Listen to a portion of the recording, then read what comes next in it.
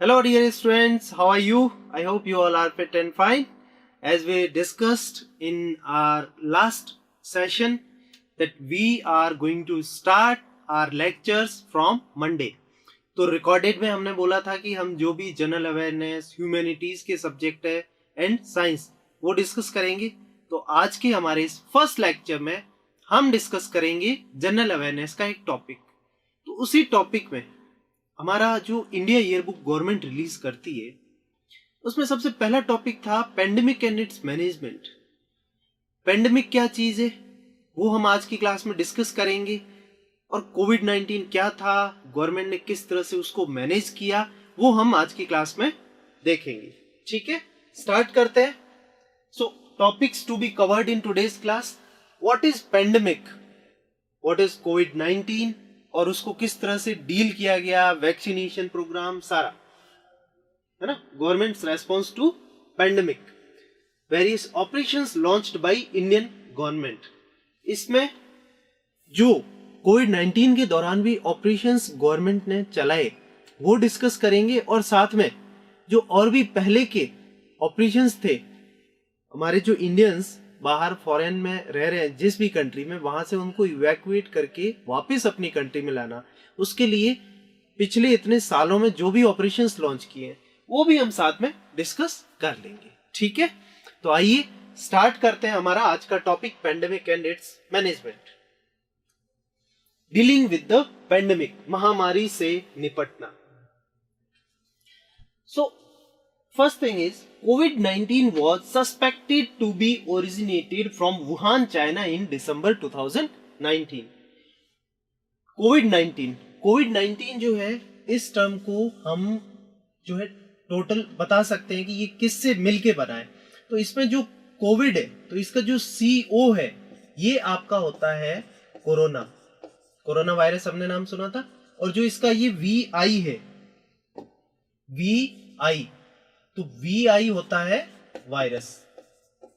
और जो लास्ट वाला वर्ड आप देख रहे हैं, सॉरी लेटर देख रहे हैं D, so that is disease. ठीक है, तो कोविड की फुल फॉर्म अब आपको पता है कि Covid is corona virus disease. और 19 का क्या मतलब है, ये 2019 में स्पॉट हुआ था, इस वजह से हम इसको कोविड-19 कहते हैं. अगर ये 20 में आया होता तो हम इसको कोविड-20 कहते. I hope I am clear on it. तो कोविड-19 स्टार्ट देखो, दिसंबर 2019 रिपोर्ट किया था चाइना ने. हो सकता है वो अक्टूबर पहले भी आ चुका हो, सितंबर में, लेकिन इन्होंने रिपोर्ट किया दिसंबर 2019 में, इसीलिए हमने कोविड-19 नाम दिया है. एग्जाम में सवाल कैसे आ सकता है कि ये फर्स्ट रिपोर्ट कब हुआ, तो आप बोलेंगे दिसंबर 2019. ठीक है, लास्ट मंथ ऑफ दिसंबर. ठीक है, ये एक सवाल आ सकता है. So first thing you need to remember this thing. फिर ओरिजिनेटेड फ्रॉम विच प्लेस, तो आप बोलेंगे वुहान. और अगर आपसे कंट्री पूछे तो आप बोलेंगे चाइना. तो एक सेकंड क्वेश्चन जो बेटा हमारा हो जाता है यहाँ पे, वो कहाँ है, फ्रॉम वुहान चाइना. तो ये चीज आप याद रखेंगे. इस तरह से यहाँ पे ये दो सवाल बन सकते हैं. ठीक है, next thing, in March 2020 it was declared as pandemic by WHO, world health organisation. विश्व स्वास्थ्य संगठन ने इसको मार्च में, अगले साल ऑब्वियसली 2020 पे, तो 20 में इसको पेंडेमिक घोषित कर दिया. पेंडेमिक का मतलब महामारी. पेंडेमिक क्या होता है, इसके अलावा और भी वर्ड्स है, पेंडेमिक, एंडेमिक, एपिडेमिक, आउटब्रेक, ये सब क्या होता है, हल्का सा उनको अपन डिस्कस कर लेते हैं. ठीक है, ये वो मैं आपको एक बार एक्सप्लेन कर देता हूं. सबसे पहली जो चीज होती है वो है एपिडेमिक. क्या होता है, एपिडेमिक. ठीक है, उसके अलावा एक चीज आती है पेंडेमिक, जो कि अभी हमने देखा था, पेंडेमिक, एपिडेमिक, पेंडेमिक, और उसके बाद होता है एंडेमिक. एंडेमिक, ठीक है बेटा. उसके अलावा एक वर्ड होता है आउटब्रेक. अब क्या है ये चीज, वो हम एक्सप्लेन करते हैं. ठीक है, तो सबसे पहला है एपिडेमिक. एपिडेमिक क्या होता है, ये एक बीमारी होती है जो कि एक फिक्स पीपल में होती है.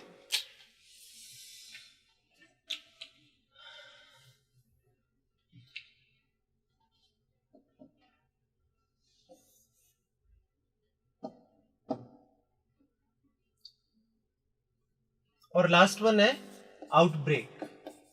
आउटब्रेक, ठीक है। अब इन चारों वर्ड्स को जो है हम डिफाइन कर लेते हैं, जान लेते हैं कि ये क्या चीज है। तो सबसे पहला जो हमारा आ जाता है वो है एपिडेमिक। एपिडेमिक क्या होता है? एपिडेमिक एक वो चीज होती है जो कि एक फिक्स कम्युनिटी, एक फिक्स पॉपुलेशन या एक फिक्स रीजन में ही सीमित होती है। लाइक अभी जानवरों के अंदर आया था लंपी स्किन डिजीज, पता होगा, सुना होगा, कैटल्स में, ठीक है, एनिमल जो गायें वगैरह थी वो काफी अफेक्ट हुई थी। उसके अलावा जो बर्ड फ्लू आता है, तो ये सब क्या है? ये है हमारा एपिडेमिक। तो एपिडेमिक में आप लिखेंगे a disease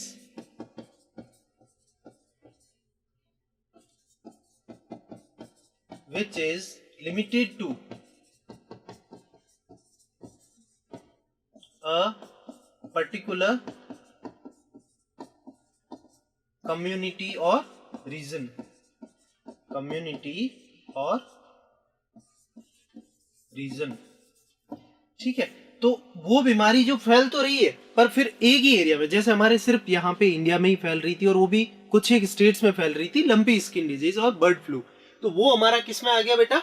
एपिडेमिक में। हिंदी मीडियम के बच्चे भी लिख लें कि वह बीमारी जो एक सीमित क्षेत्र में फैली हुई हो या एक सीमित जो है क्षेत्र में, सीमित जो है अपना एक जो है समुदाय के अंदर फैली हो, तो वो हमारी क्या हो जाएगी बेटा? वो हो जाएगी एपिडेमिक। नेक्स्ट देखते हैं। नेक्स्ट है पेंडेमिक, महामारी। महामारी क्या होती है? जो काफी सारे कॉन्टिनेंट्स में फैली हो, काफी सारे जो है देशों के अंदर फैली हो। कोविड-19 था, क्या था? पूरे वर्ल्ड ओवर में फैला हुआ था, सही कह रहा हूं? तो इसी वजह से पेंडेमिक में जो पी आपको दिख रहा है, इसका मतलब होता है कि पी का मतलब पासपोर्ट समझ लो, कि जो एक एरिया में सीमित होके ना रहे, जो सारे एरिया में फैल जाए, या मोर देन वन कॉन्टिनेंट मान लो, काफी सारी कंट्रीज में। तो इसमें आप डिफाइन इस तरह से कर सकते हैं, a disease which affects a larger area, that is many countries or more than one continent।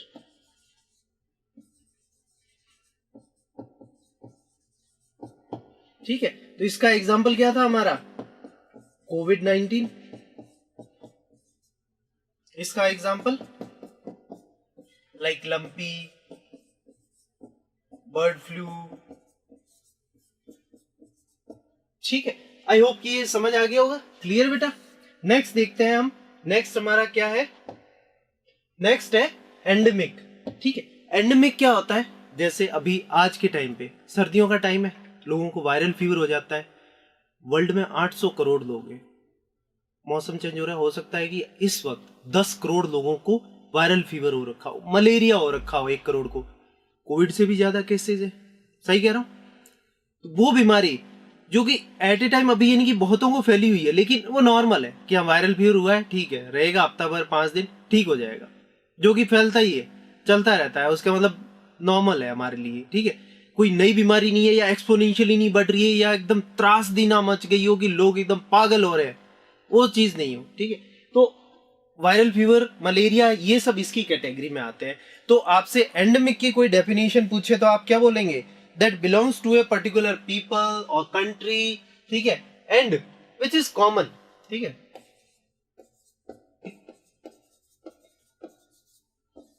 Common disease which is limited to people or region।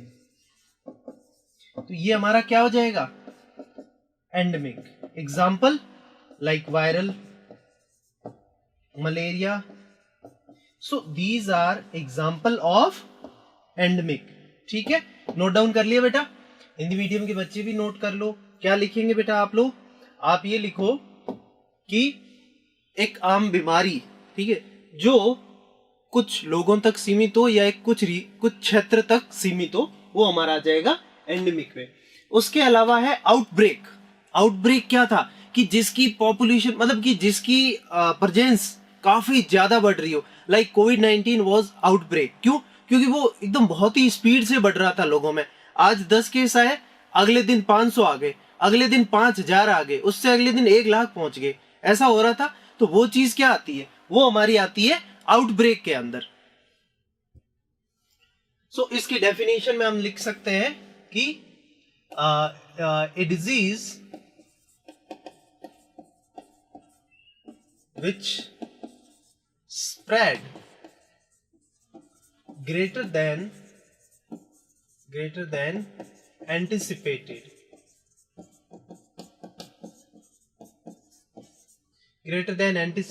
or exponentially you can say।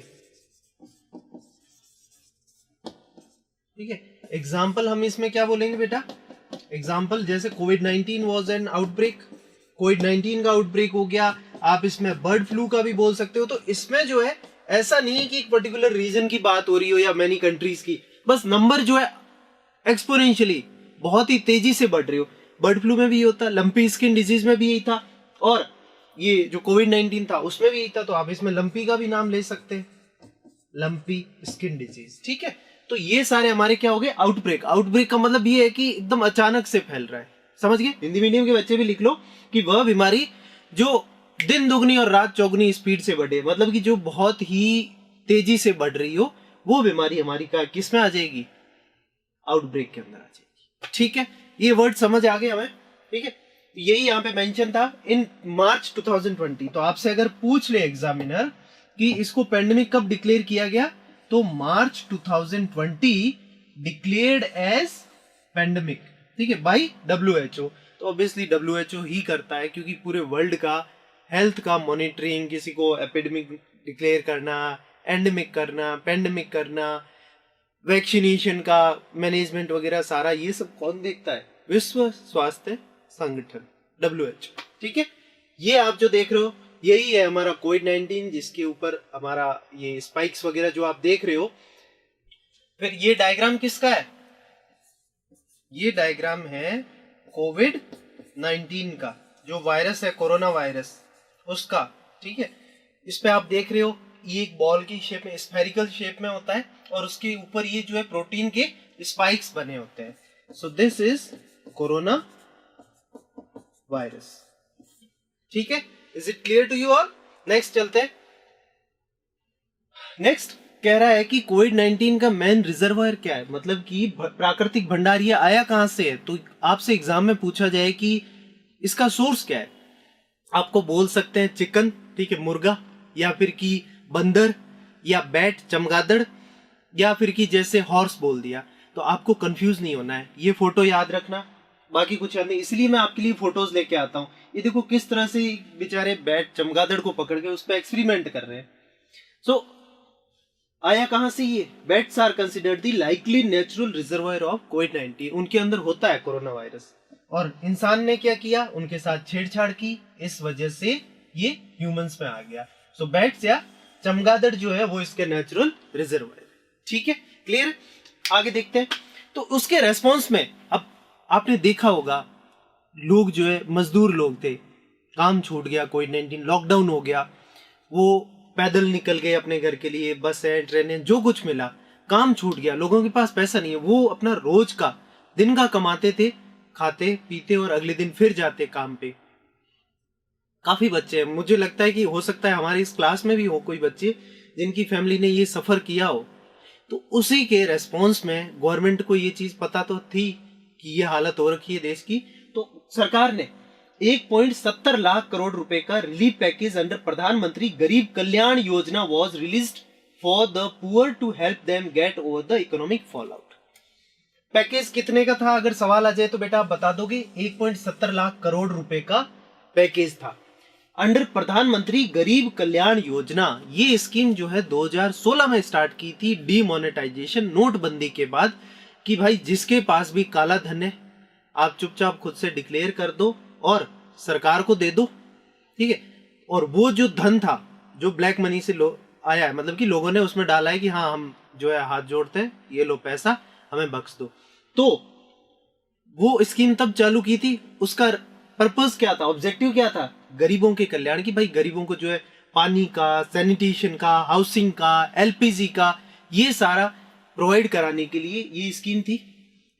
उसी scheme में जो पैसा था वो पैसा यहाँ पे अभी कोविड-19 में यूज किया गया। सो कौन सी स्कीम थी आपसे कोई पूछेगा तो आप नाम बता देंगे, प्रधानमंत्री गरीब कल्याण योजना,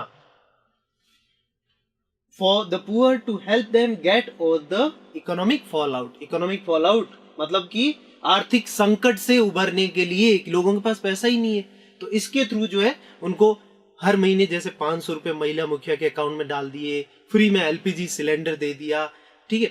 और क्या किया कि जो अनाज वगैरह था वो फ्री में दिया काफी महीनों तक, और शायद अभी भी चल रहा है। तो इसी वजह से जो इकोनॉमिक फॉल आउट था, गवर्नमेंट को ये स्कीम में थ्रू पैसा देना पड़ा। तो आप देख सकते हैं कि यहाँ पर भी देखो मेंशन है प्रधानमंत्री गरीब कल्याण योजना, और उसके अंदर अमाउंट आपने देख लिया और ये स्कीम थी, ठीक है। नेक्स्ट चलते हैं।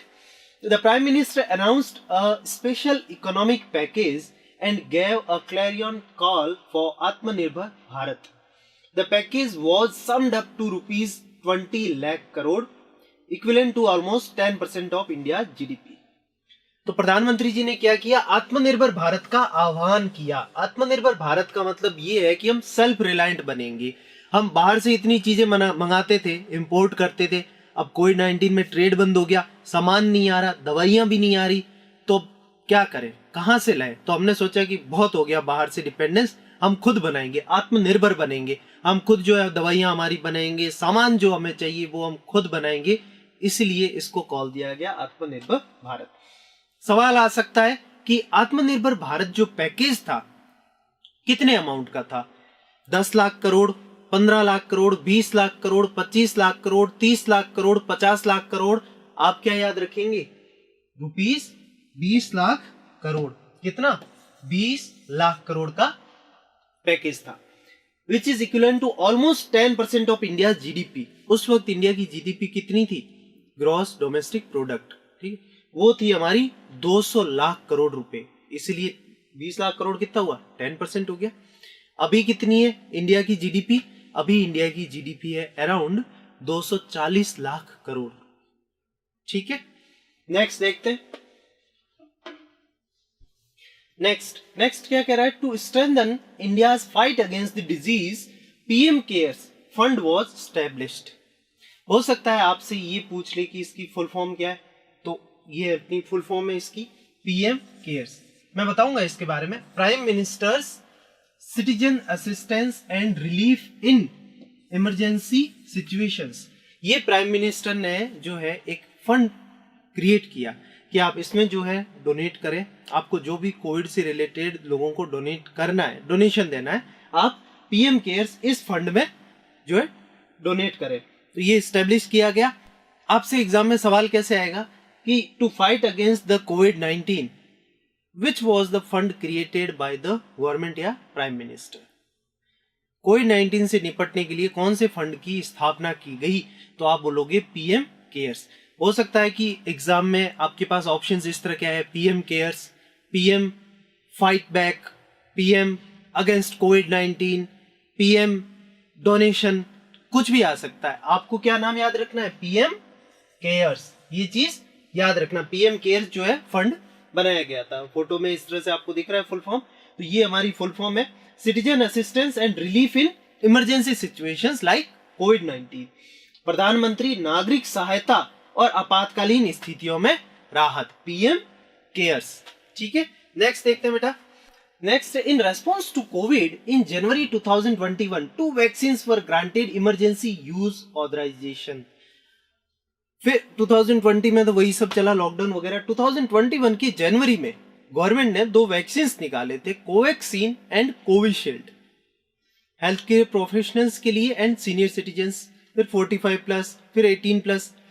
हमें ये आइडिया है, अगर नहीं आइडिया है तो मैं यहाँ पे बता रहा हूँ, ठीक है। तो जनवरी 2021 में जो है 2 vaccines were granted emergency use authorisation. फिर नेक्स्ट क्या कह रहा है, one of these vaccines developed and manufactured by Bharat biotech. तो क्वेश्चन किस तरह से आएगा बेटा कि जो कोवैक्सीन है, कोवैक्सीन को किसने मैन्युफैक्चर किया था, तो आप बोलेंगे भारत बायोटेक। ऑप्शन में आ सकता है भारत बायोटेक, सन फार्मा, रेनबैक्सी, सिप्ला। आप किसका नाम लेंगे? भारत बायोटेक, बीबी। ठीक है, बीबी से भारत बायोटेक। और इन्होंने कौन सी मैकेनिज्म यूज की थी इसमें? Whole virion inactivated corona virus vaccine. आपके अंदर वायरस गया था बट डेड वायरस था, मृत वायरस था, इसलिए कोई दिक्कत नहीं हुई, जिंदा वायरस नहीं है। तो वो गया अंदर, इम्यूनिटी उसके अगेंस्ट, जो हमारा इम्यून सिस्टम है वो उसके अगेंस्ट जो है उसने एंटीबॉडीज डेवलप की, ताकि इनके इस फ्यूचर में लाइव वायरस आए, जिंदा वायरस आए तो वो लड़ सके हमारा इम्यून सिस्टम। तो ये मैकेनिज्म थी। आपसे जो है जनरली एग्जामिनर जो सवाल पूछेगा ये दो ही सवाल पूछ सकता है रिगार्डिंग द कोवैक्सीन की। एक तो मैन्युफैक्चरर कौन है और दूसरा मैकेनिज्म क्या थी। मैकेनिज्म एक चलो इसकी दे दी, एक आपको दे दी कोविशील्ड की, एक स्पुतनिक की दे दी, तो इस तरह से वो डिफरेंट मैकेनिज्म 4 दे सकता है। तो आपको इस पे टिक करना है whole virion inactivated corona virus vaccine in collaboration with ICMR। ये वैसे इतना जनरली पूछते नहीं है कि किसके साथ कोलैबोरेशन में, बट इनकेस आप याद रखना चाहो तो ICMR that is Indian council of medical research and national institute of virology Pune, national institute of virology Pune. Next is the other vaccine was Oxford University AstraZeneca COVID-19 vaccine Covishield. ठीक है, कुछ बच्चों ने कोविशील्ड यूज की होगी और कुछ बच्चों ने कोवैक्सीन यूज की होगी। आप यहाँ देख सकते हो कोविशील्ड और साथ में कौन है? SII लिखा है। ऐसा SII का मतलब क्या है? Serum Institute of India. तो ये वैक्सीन किसने मैन्युफैक्चर की थी? सीरम इंस्टीट्यूट ऑफ इंडिया ने। ठीक है, तो ये हमारा यहाँ पे सवाल बनेगा, तो आप याद रखना। और इसका जो है मेनली इसको जो है रिसर्च एंड डेवलपमेंट इस पे किसने किया था? वो किया था ऑक्सफोर्ड यूनिवर्सिटी और एस्ट्राजेनेका ने। और फिर इंडिया में जो है उसको लॉन्च किसने किया, किसने मैन्युफैक्चर किया? That is Serum Institute of India. ठीक है, is this clear to you all?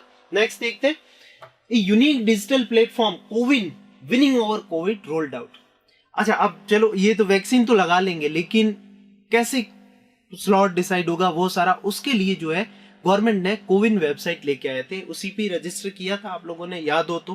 ठीक है, यहाँ पर आपने जैसे अपना मोबाइल नंबर एंटर कर दिया, OTP डाल दिया, आधार कार्ड डाल दिया, और उसके बाद आप अपना स्लॉट जो भी आप अपने एरिया में लेना चाहें जिस भी वैक्सीन के लिए वो ले सकते हैं। तो वैक्सीन जो मैनेजमेंट है उसके लिए कौन सा प्लेटफॉर्म गवर्नमेंट ने बनाया, आपसे पूछा जाएगा तो आप क्या बोलेंगे? प्लेटफॉर्म का नाम था कोविन। विन का फुल फॉर्म क्या है? Winning over Covid. तो कोविन प्लेटफॉर्म जो है सरकार ने लॉन्च किया था, नाम याद रहेगा कोविन, की कोविड के ऊपर जीत। ठीक है, नेक्स्ट देखते हैं, the world's largest vaccination drive was launched in January 2021। तो जनवरी 2021 में लॉन्च किया था, ये हमने पहले भी देखा है। नेक्स्ट, आरोग्य सेतु एक ऐप भी लॉन्च की थी जिसके अंदर ब्लूटूथ भी इनेबल होता था, आपको याद हो तो। आप देख सकते थे कि अपने एरिया में और कितने पेशेंट्स हैं, आप स्लॉट भी इसके थ्रू बुक कर सकते थे। तो Aarogya Setu mobile application was launched on April 2, 2020। तो कोविड के टाइम पे कौन सी ऐप लॉन्च की थी? नाम याद रहेगा, Aarogya Setu. By the government of India to help the COVID-19 efforts of the government, the app works based on the contact tracing method and helps in identifying, monitoring and mitigating the spread of the disease across the country। तो इससे इन्होंने और हमारे क्या काम हो गया? इससे पहचान कि मतलब पहचान करना कि कहाँ पे कितने केसेस हैं, आइडेंटिफाई करना पेशेंट को, और उन पे निगरानी करना, मॉनिटरिंग कि आप घर के अंदर हो या नहीं हो, इधर उधर नहीं चले गए हो।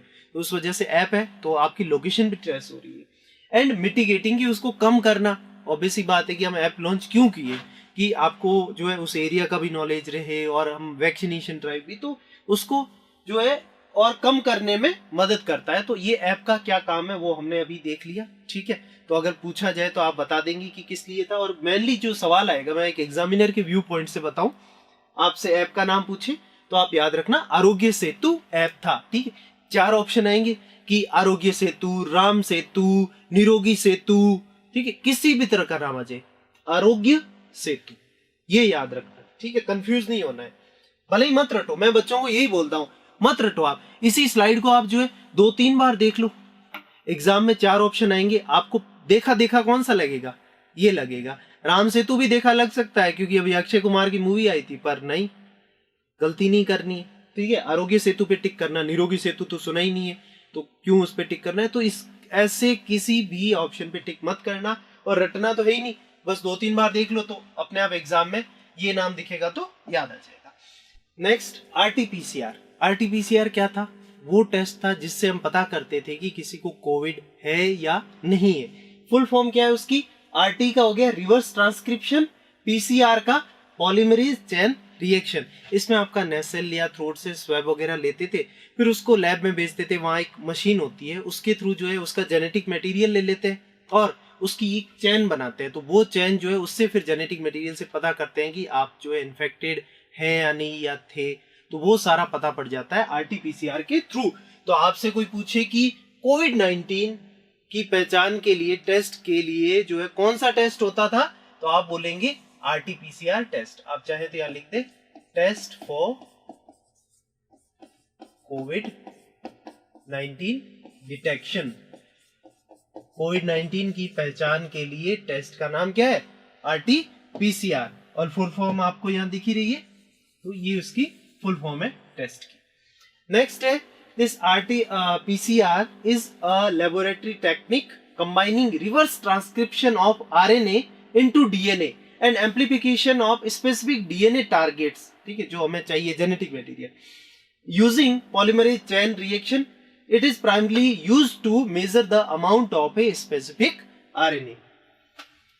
ये इसका प्रोसेस होता है जनरली, ठीक है। अपना यहां से हमने, जैसे ये वायरस है तो इसका ये स्ट्रैंड होता है, mRNA लिया, फिर उसका रिवर्स ट्रांसक्रिप्शन किया, फिर उसके बाद उसका first cycle PCR polymerase chain reaction किया, और फिर उसके बाद पीसीआर को एम्पलीफाई किया और डिटेक्ट किया, तो हमें पता लगेगा कि वायरस उसमें है या नहीं है। For the RTPCR, a nasal swab from inside your nostrils and a swab from inside your throat will be collected. Next, अब आता है e Sanjeevani OPD, national tele consultation service of ministry of health and family welfare is first of its kind online OPD service offered by a country government to its citizen. ये पहला इस तरह का एक service है। हिंदी मीडियम के बच्चों को मैं दिखाऊं तो कि अपनी तरह की पहली एक ऑनलाइन ओपीडी सेवा है। ओपीडी क्या होता है? Outdoor patient department. ओपीडी क्या होता है? ओपीडी होता है आउटडोर पेशेंट डिपार्टमेंट। आप जब जो डॉक्टर को दिखाने जाते हो तब आप गए आउटडोर पेशेंट डिपार्टमेंट, तो आपने डॉक्टर को दिखाया तो वो एक स्लिप काट के देते हैं, आपको दवाई देते हैं, लिखते हैं उस पे, वो सारा, तो वो होता है ओपीडी। लेकिन अगर आप एडमिट हो रहे हैं हॉस्पिटल में तो वो कहलाता है आईपीडी, इंडोर पेशेंट डिपार्टमेंट, कि आप वहां एडमिट हुए हो। ये आउटडोर हो गए, बस गए डॉक्टर को दिखाया और आ गए। तो इसके लिए जो है गवर्नमेंट ने एक ऑनलाइन ओपीडी शुरू की। अब हुआ क्या कि कोविड में सब कुछ लॉकडाउन लगा है, पहली बात तो, दूसरी बात रिस्क भी तो है, डॉक्टर को भी और आपको भी रिस्क है, और भी पेशेंट आते हैं वहां। तो इसके लिए ऑनलाइन ओपीडी स्टार्ट किया, मतलब कि आप ऑनलाइन जो है डॉक्टर से कंसल्टेशन कर सकते हैं, वीडियो कॉलिंग के थ्रू कर दिया या ऑडियो कॉल के थ्रू, जैसे भी हो, आपने अपना ऑनलाइन कंसल्टेशन बुक किया। तो वो उसके लिए क्या लॉन्च किया? ई संजीवनी ओपीडी जो है गवर्नमेंट ने लॉन्च किया। फोटो के थ्रू दिखाऊं बेटा, ये दिख रहा है आपको, ई Sanjeevani OPD, stay home OPD, आप अपने घर पे रहो और डॉक्टर को दिखाओ। स्वस्थ भारत, देख रहे हैं आपकी लैपटॉप के अंदर से डॉक्टर बाहर आ रहे हैं। तो इसमें जो है is a family welfare is first of its kind, first of its kind online OPD service offered by government. तो आपसे पूछा जाए कि कोविड के दौरान जो ऑनलाइन ओपीडी लॉन्च की थी उसका क्या नाम था? ई संजीवनी ओपीडी, ई निरोगी ओपीडी, ई कोविड ओपीडी, कुछ भी बोल दे, आपको याद क्या रखना है? E Sanjeevani OPD, e Sanjeevani OPD. देख लो फोटो में भी लिखा है e Sanjeevani OPD. National tele consultation service aims to provide healthcare services to patients in their homes. Obviously work stay home का ही तो बोला है, तो आप जो है अपने घर से ही ओपीडी बुक कर सकते हो। Safe and structured video based clinical consultations between a doctor in a hospital and a patient in the confines of his home are being enabled. ये सारी तो बैकग्राउंड स्टोरी है कि वीडियो कॉल के through जो है ये सब कर रहे हैं, हमें ये सब कुछ याद नहीं रखना है। हमें पूछा जाए कि ऑनलाइन ओपीडी के लिए कौन सा पोर्टल या ऐप लॉन्च की गई थी, तो आप बोलेंगे ई संजीवनी ओपीडी, बस। ये सारी कहानी है, बैकग्राउंड नहीं देखनी है अपने कि नेशनल टेली कंसल्टेशन सर्विस ने क्या किया, कौन सी मिनिस्ट्री ने क्या किया, कुछ नहीं, बस ये नाम याद रखना। ठीक है बेटा, ये सवाल बनेगा हमारा। नेक्स्ट देखते हैं। नेक्स्ट है एडिशनली सेहत services.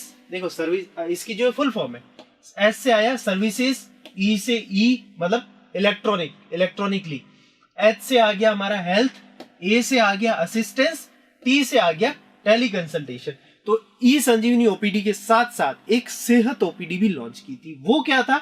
N internal online consultation platform. ये भी ऑनलाइन जो है ओपीडी है, for providing medical consultations to the armed forces personnels, veterans and their families. जितने भी आर्म फोर्सेस में, आर्म फोर्सेस का मतलब क्या है? नेवी, आर्मी एंड एयरफोर्स, इनके लिए, इन पर्सनल्स के लिए, इनकी फैमिलीज के लिए, और जो रिटायर हो चुके हैं ऑलरेडी उनके लिए एक ओपीडी लॉन्च की, ऑनलाइन ओपीडी। उसका क्या नाम था आपसे पूछा जाए तो बेटा आप क्या बोलेंगे? सेहत ओपीडी। सेहत की फुल फॉर्म पता है तो उनके लिए, so to the armed forces personnel, veterans and their family members was started. यहाँ फोटो में देखो, ये जो लेडी है वो आर्मी की यूनिफॉर्म में, पीछे वो जो भाई साहब है वो किसमें? नेवी की यूनिफॉर्म में, फिर ये भाई साहब एयरफोर्स की यूनिफॉर्म में। Sehat services, e health, assistance and teleconsultation, ये तीनों आर्मी जो हमारी आर्म फोर्सेज है उनके लोगो हो गए। तो ये सेहत ओपीडी किनके लिए? अगर आपसे पूछे कि सेहत ओपीडी किनके लिए लॉन्च किया है, आप बोलेंगे आर्म्ड फोर्सेज के लिए। आपसे पूछा जाए कि आर्म्ड फोर्सेज के लिए ऑनलाइन ओपीडी कौन सा स्टार्ट किया है, सेहत नाम देंगे। ई संजीवनी पे टिक नहीं करना है, सेहत पे क्लिक करना है। ठीक है, ये पर्टिकुलरली इनके लिए याद रखना है ये चीज। वाइसे वर्षा कुछ भी पूछ सकते हैं कि सेहत किनके लिए या फिर आर्म्ड फोर्सेज के लिए कौन सा किया। जनरली जो सवाल बन सकता है 90% जिसके चांस है वो ये है कि आर्म्ड फोर्सेज के लिए कौन सी जो है ओपीडी लॉन्च की गई थी। 4 नाम दे देंगे, सेहत, स्वास्थ्य, संजीवनी, ठीक है, या धन्वंतरी, तो आप बोलेंगे सेहत। ठीक है, नेक्स्ट देखते हैं। नेक्स्ट आ गया हमारा different operations launched by Indian government from time to time. कौन कौन से ऑपरेशंस थे? तो अभी जो है इस साल 2022 में ऑपरेशन गंगा लॉन्च किया। Amidst the escalated tension between the countries Ukraine and Russia.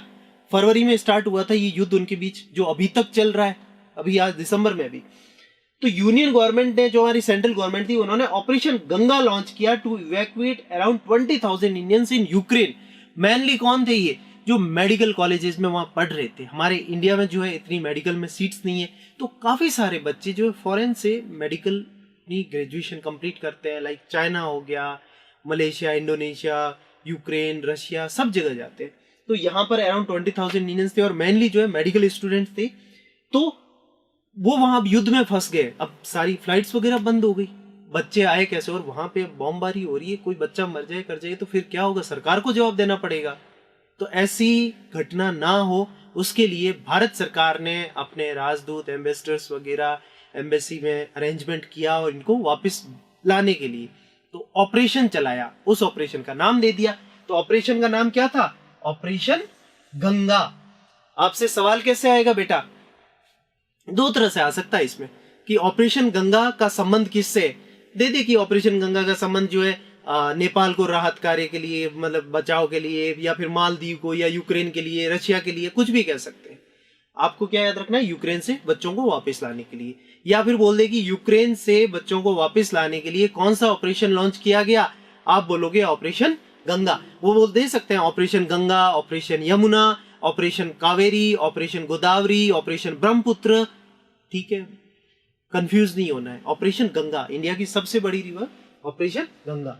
तो ये चीज याद रखेंगे, ऑपरेशन गंगा था। और किस लिए था?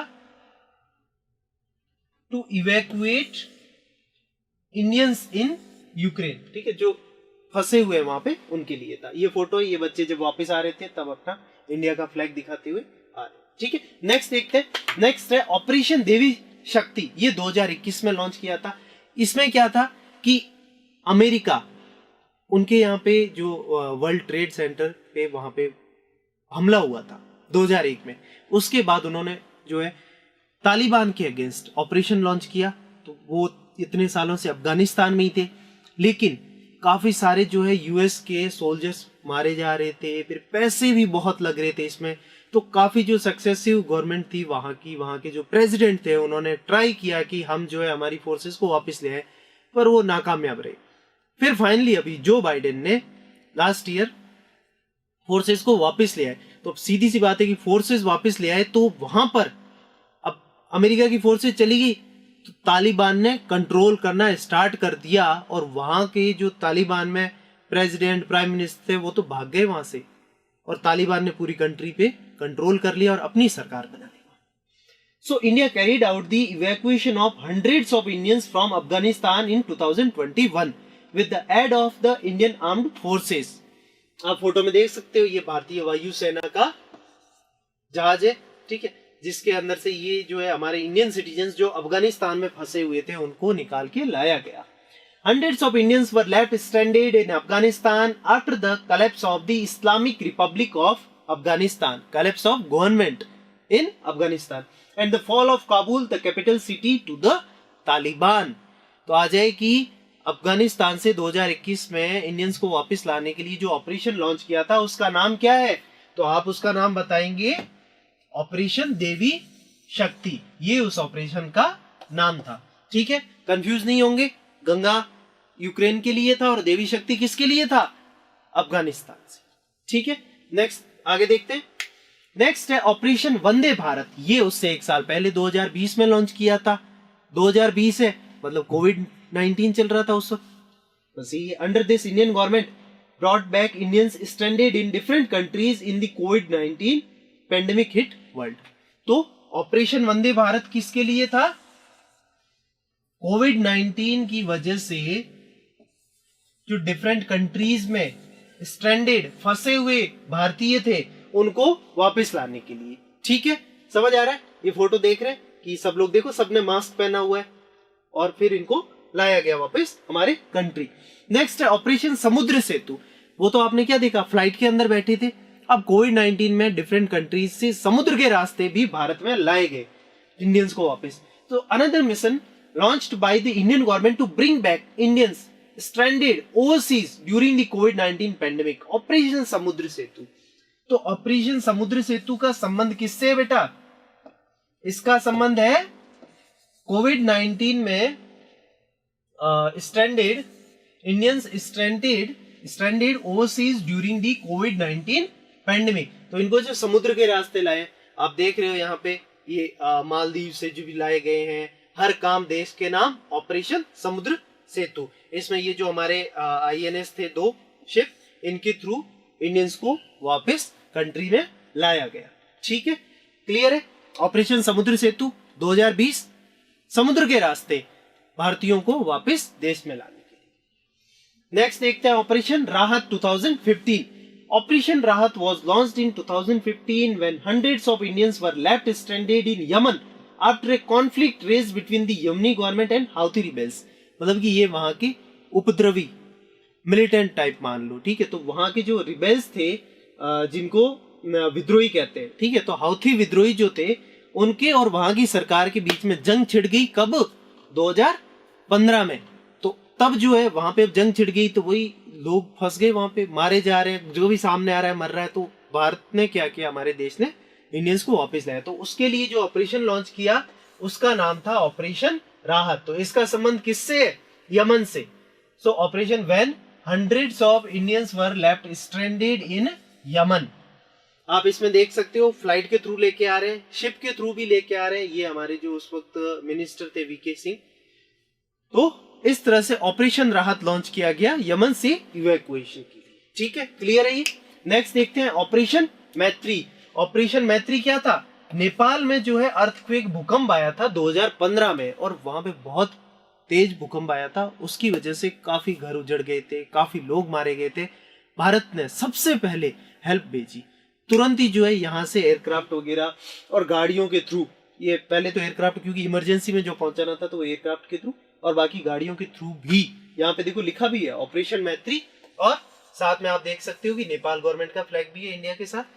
तो जो है मदद भेजी। मदद में क्या है, मतलब लाइक कि पानी भेज दिया, खाना, बिस्किट्स, आटा वगैरह, ये सारी चीजें, और मेडिकल जो दवाइयां भी थी वो भी उनको भेजी गई। तो वो कौन सा था? ऑपरेशन मैत्री in the aftermath of Nepal earthquake. ये ऐसा ऑपरेशन है जिसमें इंडियंस को इवैक्यूएट करके नहीं लाया, जिसमें नेपाल की हेल्प के लिए हमने यहाँ से जो है रिलीफ पैकेज या सामग्री भेजी गई थी। ठीक है, ये देखो joint relief and rescue operation भी, क्योंकि अब देखो काफी घरों के नीचे भी जो है लोग अंदर दब गए थे, तो उनको रेस्क्यू भी करना और उनके लिए सामग्री भी प्रोवाइड कराना। नेक्स्ट है operation safe homecoming. In 2011 when a civil war broke out in the northern African state of Libya, the Indian government launched Operation Safe Homecoming. Again, civil war. Civil war का मतलब ये हुआ कि वहां की forces जो कि government के अंदर होती है और लोगों के बीच में जो एक वॉर स्टार्ट हो गया, that is called as civil war. When a civil war broke out in the northern African state of Libya, Africa के नॉर्थ में लीबिया, तो तब जो है इंडियंस को लेके आए जो भी वहां फंसे हुए थे, तो उसके लिए जो ऑपरेशन लॉन्च किया था उसका नाम क्या था? ऑपरेशन सेफ होम कमिंग, की सेफली घर आ जाए। या फोटो देख रहे हो, शिप के थ्रू इनको वापस लाया गया। ठीक है, तो सेफ होम कमिंग का संबंध किससे है? लीबिया के साथ। नेक्स्ट देखते हैं, नेक्स्ट है ऑपरेशन सुकून। सुकून ऑपरेशन 2006 में launched in 2006 as Israel and Lebanon broke out in a military conflict. West Asia जिसको मिडिल ईस्ट भी कहते हैं, तो वहां पर इजराइल का युद्ध स्टार्ट हो गया था। किससे? वॉर स्टार्ट हो गया था लेबनान के साथ। तो वहां पे जो भी इंडियंस फंसे हुए थे उनको सेफली लेके आए, तो उसके लिए क्या ऑपरेशन लॉन्च किया था? ऑपरेशन सुकून। ये आप देख रहे हो जो हमारा शिप है, वहां पे इंडियंस को वापस लाया जा रहा है कंट्री। तो इसका संबंध किससे है? 2006 इजराइल एंड लेबनान का जो मिलिट्री कॉन्फ्लिक्ट था उसके बाद। ठीक है, नेक्स्ट देखते हैं। नेक्स्ट है कुवैत एयरलिफ्ट। वो हो गया 1990, बहुत पुराना। इस पे जो है मूवी भी आई थी एक अक्षय कुमार की, आपको याद हो तो, कुवैत एयरलिफ्ट पे पूरी मूवी बनी हुई है, तो आप देख सकते हैं। After Vande Bharat, Kuwait's airlift remains the second largest rescue operation. Vande Bharat कौन सा ऑपरेशन था? याद है? जो हम अभी कोविड-19 में फ्लाइट्स के थ्रू, एयरक्राफ्ट के थ्रू लेके आए थे लोगों को वापस कंट्री में। याद है? याद नहीं हो तो मैं दोबारा दिखा दूं एक बार, क्योंकि हो सकता है कि आप लोग कंफ्यूज हो गए हो। वेट, ऑपरेशन राहत, ऑपरेशन समुद्र सेतु, ऑपरेशन वंदे भारत। देखा, ये फोटो याद रखो, जहां पे लोग जो है फ्लाइट के अंदर बैठे हैं, मास्क वगैरह पूरा प्रोटेक्ट करके खुद को। तो इंडियन गवर्नमेंट जो है कोविड-19 में जो भी फंसे हुए इंडियंस थे उनको एयरक्राफ्ट के थ्रू जो वापस लाई थी, वो था ऑपरेशन भारत। ठीक है, तो अब नेक्स्ट हमारा कौन सा था? ये। तो ये जो है वो सबसे लार्जेस्ट ऑपरेशन यही है, वंदे भारत आज तक का इंडिया का। और उसके बाद सेकंड लार्जेस्ट है, वो है Kuwait airlift, second largest rescue operation. और सबसे लार्जेस्ट कौन सा था? वंदे भारत। ये हुआ था 1990 में, जब Indians from Kuwait was carried out after the Iraqi invasion of Kuwait. Kuwait पे जो है इराक ने हमला कर दिया और वहां पे कंट्रोल कर लिया था, तो वहां पे जो इंडियंस मारे ना जाए उस वजह से भारत सरकार ने ऑपरेशन चलाया कुवैत एयरलिफ्ट। कुवैत से एयरलिफ्ट करके इंडियंस को वापस लेके आना। ये देख रहे हो आप, ये एयर इंडिया का जो हमारा एयरक्राफ्ट है उसके अंदर इंडियंस को वापस लाया जा रहा है। Okay, so that's it about today's class. हमने देख लिया कि पेंडेमिक क्या था, कोविड-19 क्या था, वैक्सीन्स क्या थी, गवर्नमेंट का रेस्पॉन्स उसके लिए क्या था, कौन से ऑपरेशंस लॉन्च किए, और उसके साथ पुराने ऑपरेशंस भी हमने आज की क्लास में कवर कर लिए। So this was about the covid pandemic and it's management. Hindi medium के बच्चों के लिए भी स्लाइड में पूरा साथ में था। मेरी जो लैंग्वेज थी वो भी इंग्लिश थी, तो आई होप कि कहीं भी किसी भी मीडियम के स्टूडेंट को प्रॉब्लम नहीं आई होगी। ठीक है, इसी तरह से हम नेक्स्ट लेक्चर्स भी हमारे इसी वे में रखेंगे, हिंदी इंग्लिश दोनों चलेगा प्रॉपरली, कोई डरने की जरूरत नहीं है। बस जो क्लास में पढ़ा रहा हूँ उसको अच्छे से पढ़ो, बुक भी लिख लूंगा, आप लोग भी मेहनत शुरू कर दो, स्टार्ट कर दो। ठीक है, बिल्कुल भी डिले नहीं करना है, और दिन रात क्लास लो, दिन रात अच्छे से पढ़ाई करो, मेहनत करो, कंसिस्टेंट रहो, आपको टॉप करने से कोई नहीं रोक सकता। ठीक है बेटा, मिलते हैं इवनिंग में लाइव क्लास के साथ। मैथ्स या रीजनिंग की स्टार्ट करते हैं। ठीक है, तो हम रीजनिंग की क्लास के साथ स्टार्ट करते हैं लाइव क्लास में 8 o'clock। जुड़िए मेरे साथ मंडे को ही। ठीक है, okay, bye bye, take care.